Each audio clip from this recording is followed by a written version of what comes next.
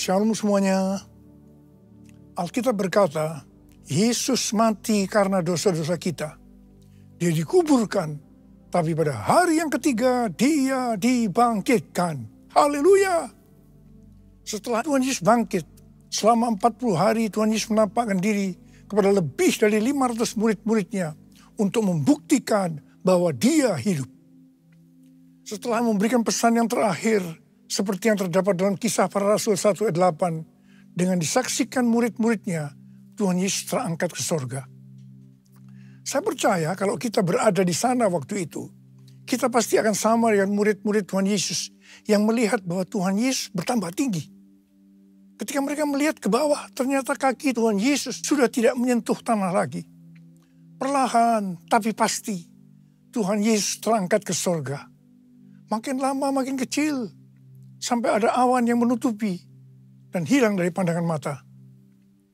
Sementara mereka terheran-heran melihat ke langit, maka ada 2 orang yang berpakaian putih di dekat mereka yang berkata, "Hai orang-orang Galilea, mengapakah kamu berdiri melihat ke langit?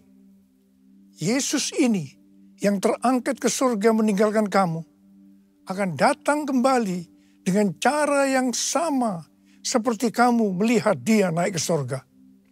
Dari ayat ini, saya percaya kalau yang melihat Tuhan Yesus naik ke surga adalah murid-murid Tuhan Yesus, maka yang akan melihat Tuhan Yesus turun dari surga adalah murid-murid Tuhan Yesus. Sekarang Tuhan Yesus ada di surga. Apa yang dilakukan Tuhan Yesus di surga? Yang pertama, Tuhan Yesus berkata dalam Yohanes 14 ayat 1 sampai dengan 3, "Janganlah gelisah hatimu, percayalah kepada Allah. Percayalah juga kepadaku. Di rumah Bapa-Ku banyak tempat tinggal. Jika tidak demikian, tentu aku mengatakannya kepadamu. Sebab aku pergi ke situ untuk menyediakan tempat bagimu. Dan apabila aku telah pergi ke situ dan telah menyediakan tempat bagimu, aku akan datang kembali dan membawa kamu ke tempatku, supaya di tempat di mana aku berada, kamu pun berada." Pesan Tuhan Yesus ini ditujukan untuk murid-muridnya. Karena itu, kalau kita mau ikut dalam pengangkatan, maka kita harus menjadi murid Tuhan Yesus. Murid Tuhan Yesus adalah kita-kita yang hidupnya sama seperti Kristus telah hidup. Karena kita hidup sama seperti Kristus telah hidup, maka kita akan menjadi serupa dengan gambarnya. Roma 8 ayat 29 berkata, "Sebab semua orang yang dipilihnya dari semula, mereka juga ditentukannya dari semula untuk menjadi serupa dengan gambaran anaknya. Supaya ia, anaknya itu, menjadi yang sulung di antara banyak saudara." Jadi goal kita sebagai orang percaya adalah menjadi serupa dengan gambar Yesus, yaitu murid Tuhan Yesus. Menjadi seperti Kau, Yesus, menjadi seperti Kau, Yesus, menjadi sempurna dalam seluruh hidupku, dalam seluruh hidupku, dalam seluruh hidupku.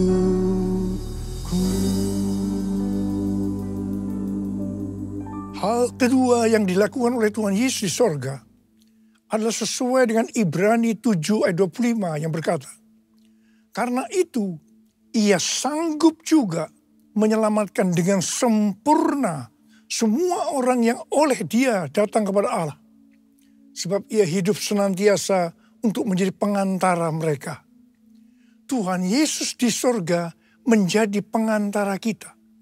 Artinya sebagai pendoa syafaat bagi kita, supaya kita selamat secara sempurna.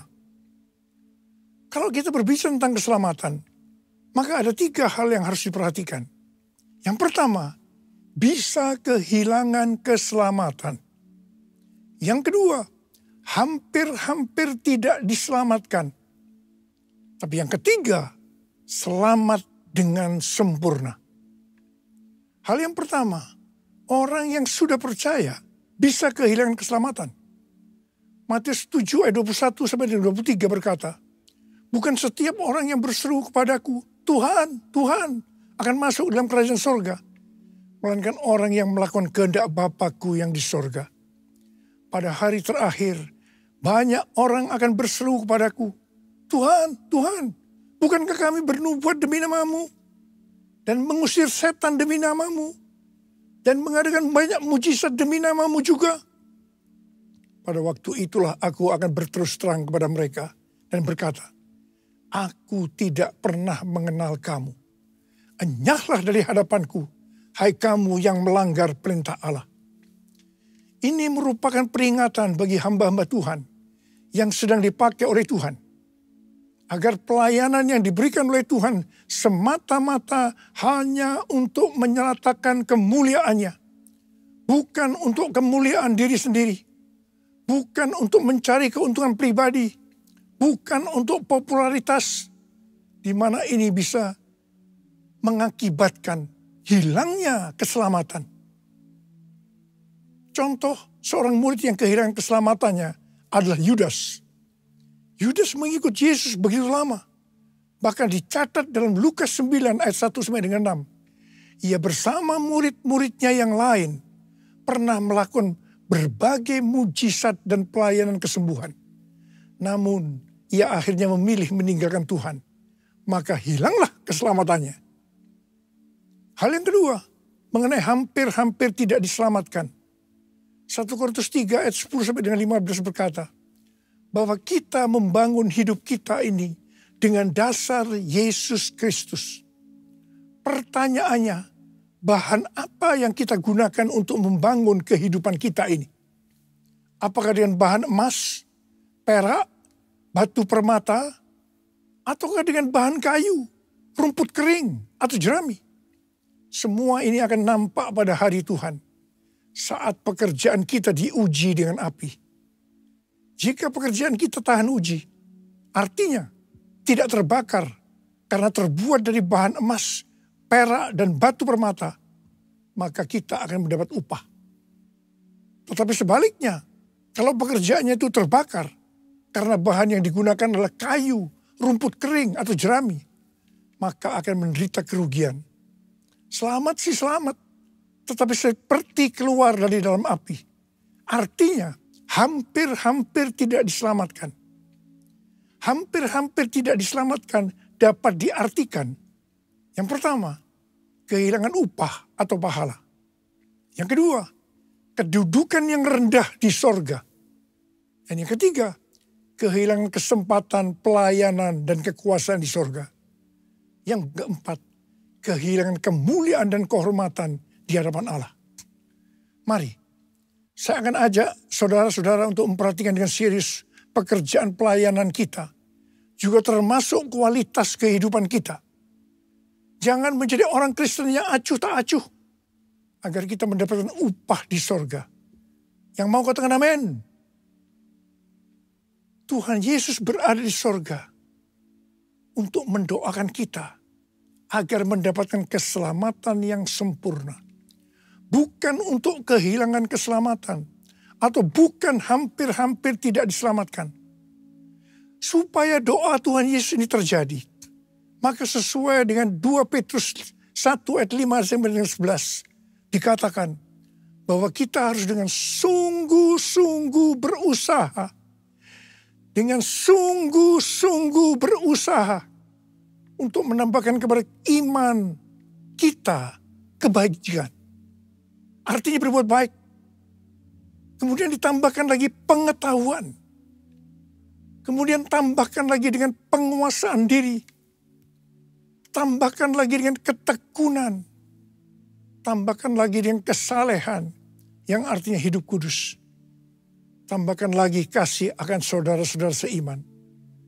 Dan tambahkan lagi kasih akan semua orang. Kalau kita melakukan ini semua dengan sungguh-sungguh, maka kita akan lebih mengenal Tuhan Yesus Kristus.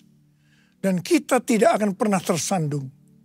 Dengan demikian, kita akan dikaruniakan hak penuh untuk memasuki kerajaan kekal, yaitu kerajaan Tuhan dan Juru Selamat kita, Yesus Kristus. Yang artinya kita mendapatkan keselamatan yang sempurna. Haleluya! Besar anugerah-Mu, berlimpah kasih-Mu, semakin hari semakin bertambah. Besar anugerah-Mu, besar anugerah-Mu, berlimpah kasih-Mu, semakin hari semakin bertambah. Besar anugerah-Mu, besar anugerah-Mu.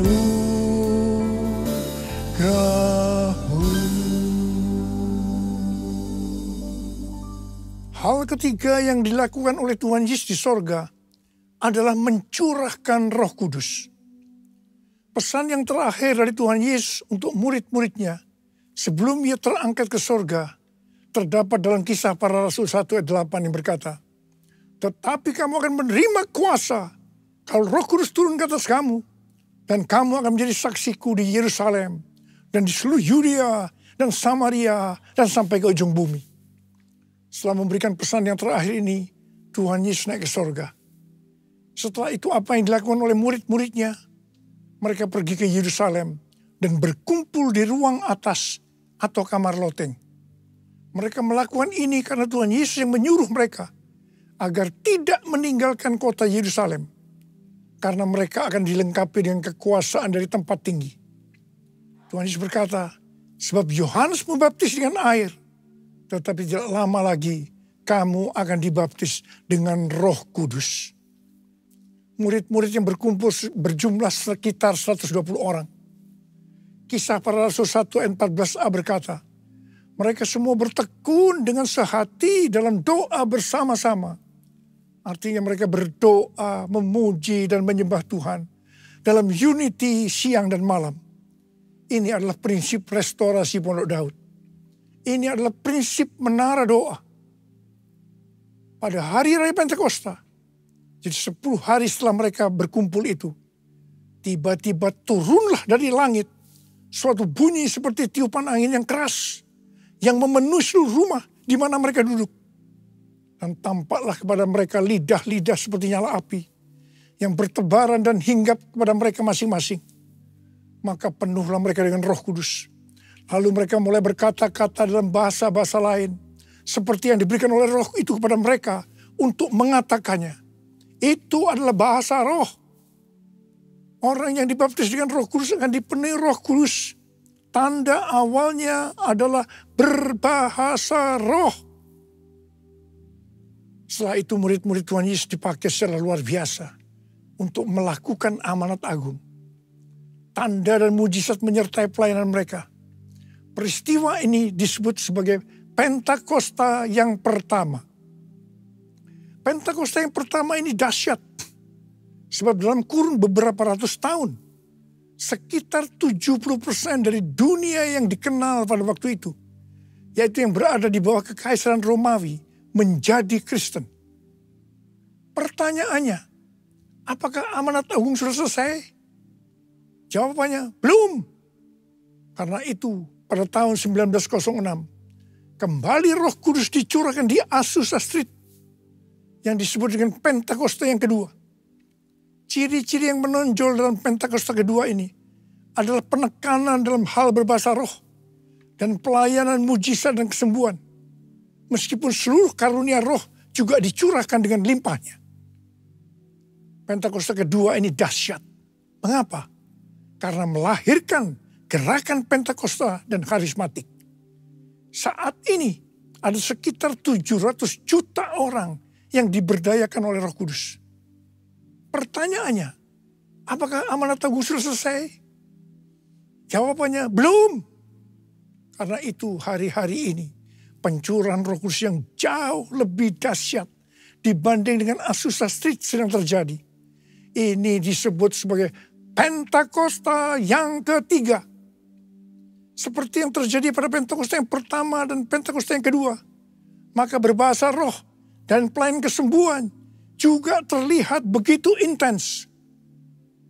Saya percaya dengan Pentakosta ketiga ini, amanat agung Tuhan Yesus akan selesai. Dan Tuhan Yesus akan datang kembali. Rasul Paulus dalam 1 Korintus 14 ayat 5a berkata, aku suka supaya kamu semua berkata-kata dengan bahasa roh.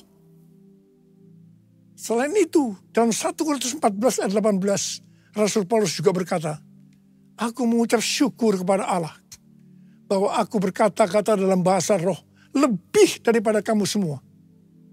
Saya sangat mengaminkan apa yang dikatakan oleh Rasul Paulus ini. Dan saya juga berdoa agar apa yang dikatakan oleh Rasul Paulus ini juga terjadi pada kita. Yang percaya katakan amin. Ku buka hati untuk Roh-Mu Tuhan. Ku buka hati menyembah-Mu Yesus. Jamahlah kami, penuhi kami dengan kuasa Allah Maha Tinggi. Dengan kuasa Allah Maha Tinggi.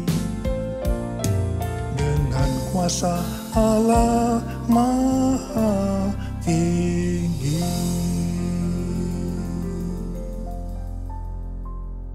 Apa yang terjadi kalau kita berbahasa roh? Yang pertama, kita akan lebih berani bersaksi tentang Yesus. Kita ingat Petrus, di mana sebelum dia dibaptis Roh Kudus dengan tanda awal berbahasa roh, dia pernah menyangkal Yesus sebanyak 3 kali sebelum ayam berkokok. Setelah dibaptis Roh Kudus dan berbahasa roh, dia berani bersaksi tentang Tuhan Yesus. Tidak peduli disesah dan dipenjara. Yang kedua, kalau kita berbahasa roh, maka sesuai dengan 1 Korintus 14 ayat 4a, dikatakan, siapa yang berkata-kata dalam bahasa roh, ia membangun dirinya sendiri. Yang artinya, kalau kita berbahasa roh, kita akan membangun iman kita. Yang ketiga, kalau kita berbahasa roh, kita akan lebih merasakan hadiratnya dan lebih intim dengan dia. Karena ketika kita berbahasa roh, kita berkata-kata kepada Allah, bukan kepada manusia. Dan yang keempat, kalau kita berbahasa roh, kita akan berdoa lebih lama lagi. Yang kelima, sesuai dengan 1 Korintus 14 ayat 14 dan 15 yang berkata, sebab jika aku berdoa dengan bahasa roh, maka rohkulah yang berdoa. Tetapi akal budiku tidak turut berdoa. Jadi apakah yang harus kubuat? Aku akan berdoa dengan rohku, tetapi aku akan berdoa juga dengan akal budiku. Aku akan menyanyi dan memuji dengan rohku, tetapi aku akan menyanyi dan memuji juga dengan akal budiku. Jadi kalau kita menghendaki agar roh kita berdoa, menyanyi dan memuji, maka kita harus berbahasa roh. Sedangkan kalau dengan akal budi atau jiwa, maka kita harus menggunakan bahasa yang kita mengerti. Mari, bagi yang mau melakukan, katakan bersama saya, amin. Sekarang Tuhan Yesus berada di sorga, duduk di sebelah kanan Allah Bapa. Dan Tuhan Yesus berpesan kepada kita, aku datang segera. Aku datang segera. Waktu Tuhan Yesus ditanya oleh murid-muridnya, apa tanda kedatanganmu dan tanda kesudahan dunia ini? Salah satu jawabannya seperti yang tertulis dalam Matius 24:14. Dan Injil kerajaan ini akan diberitakan di seluruh dunia, menjadi kesaksian bagi semua bangsa. Sesudah itu barulah tiba kesudahannya. Karena itu, Tuhan memberikan tugas kepada kita sebagai murid-muridnya untuk menjadikan semua bangsa itu menjadi murid Tuhan Yesus. Ini adalah amanat agung dari Tuhan Yesus. Salah satu visi dari Empower 21. Bahwa pada waktu Pentakosta tahun 2033. Setiap orang akan mendapatkan kesempatan untuk berjumpa secara autentik dengan Tuhan Yesus. Melalui kuasa dan kehadiran Roh Kudus. Rick Warren dari aliran baptis mendapatkan bahwa tahun 2033 adalah goal untuk menyelesaikan amanat agung. Karena itu, mari kita perhatikan dengan sungguh-sungguh satu dekade ke depan.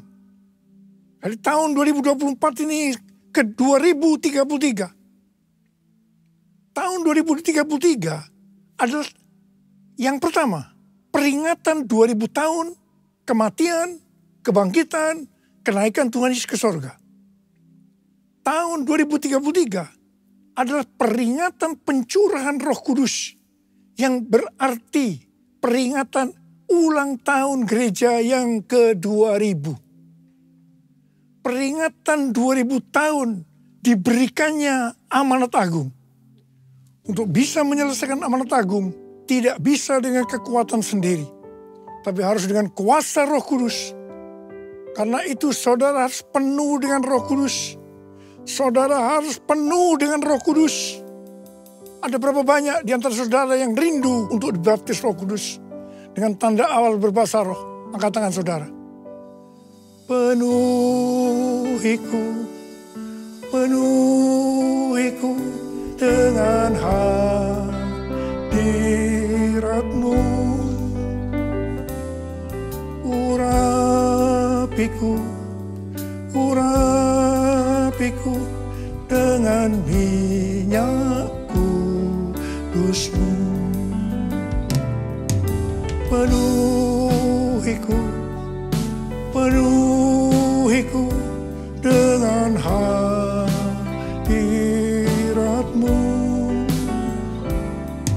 Urapiku, urapiku dengan minyak kudus-Mu.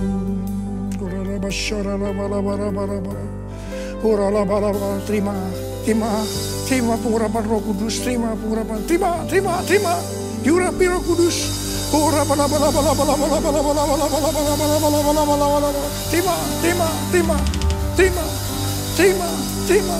kuasa, terima kuasa, terima kuasa, terima kuasa.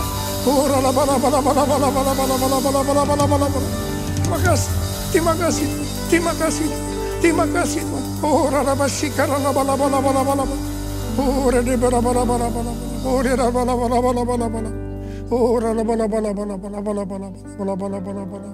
Terima kasih Tuhan. Terima kasih, terima kasih, terima kasih, terima kasih. Dalam nama Yesus, dalam nama Yesus. Amin.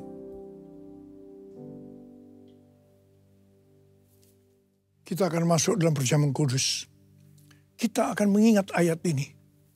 Sebab setiap kali kamu makan roti ini dan minum cawan ini, kamu memberitakan kematian Tuhan sampai Ia datang. Perjamuan kudus adalah perjamuan Tuhan Yesus sendiri.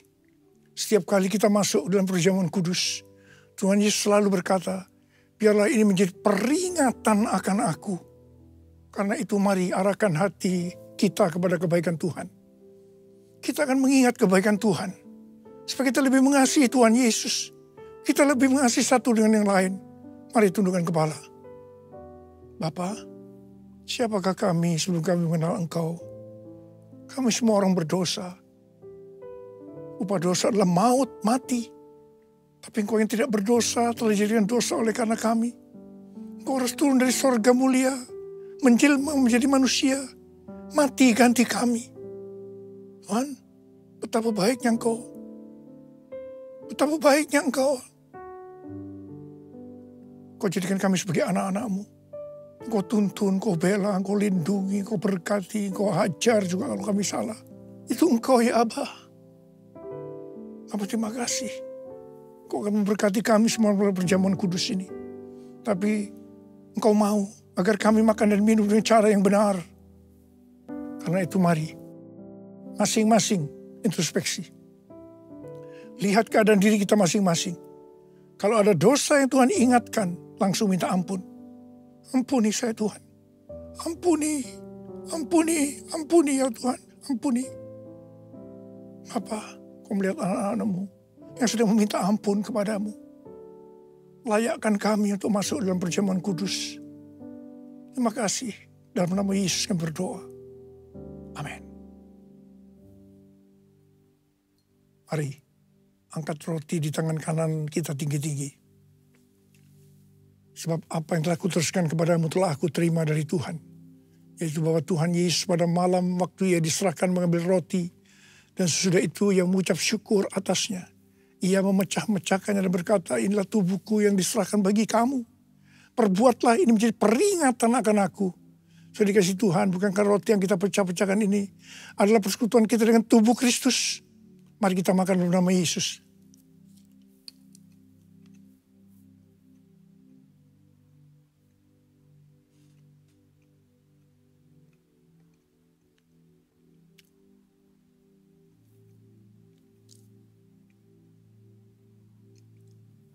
Angkat cawan di tangan kanan kita tinggi-tinggi. Demikian juga ia mengambil cawan sudah makan lalu berkata, cawan ini adalah perjanjian baru yang dimeteraikan oleh darahku. Perbuatlah ini setiap kali kamu meminumnya menjadi peringatan akan aku. Sudah dikasih Tuhan, bukan saja cawan pengucapan syukur. Yang atasnya kita ucapkan syukur adalah persekutuan kita dengan darah Yesus. Mari kita minum dalam nama Yesus.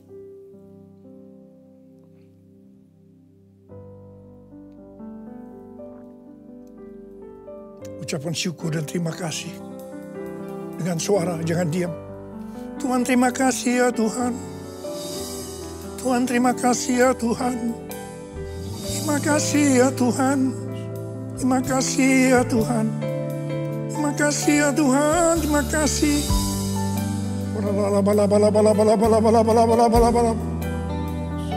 Bapa terima kasih. Saat ini kau sedang menyembuhkan yang sakit. Kau sedang membebaskan yang terikat. Kau menghibur yang susah. Kau menguatkan yang lemah. Terima kesembuhan, terima kesembuhan, terima. Sembuh dalam nama Yesus. Sembuh dalam nama Yesus. Sembuh dalam nama Yesus. Oh Tuhan terima kasih. Terima kasih, terima kasih, terima kasih, terima kasih Yesusku. Terima kasih Yesusku. Puji syukur hanya bagi Tuhanku. Terima kasih Yesusku. Terima kasih Yesusku. Puji syukur hanya bagi Tuhanku. Terima kasih. Terima kasih Yesusku. Terima kasih Yesusku. Puji syukur hanya bagi Tuhanku. Terima kasih Yesusku. Terima kasih Yesusku. Puji syukur hanya bagi Tuhanku. Puji syukur hanya bagi Tuhanku. Puji syukur hanya bagi Tuhanku.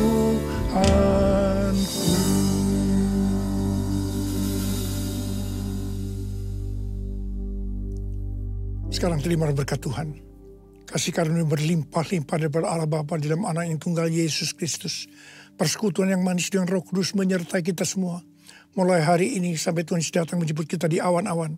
Dan bahkan sampai selama-lamanya. Yang percaya bersama-sama katakan, amin.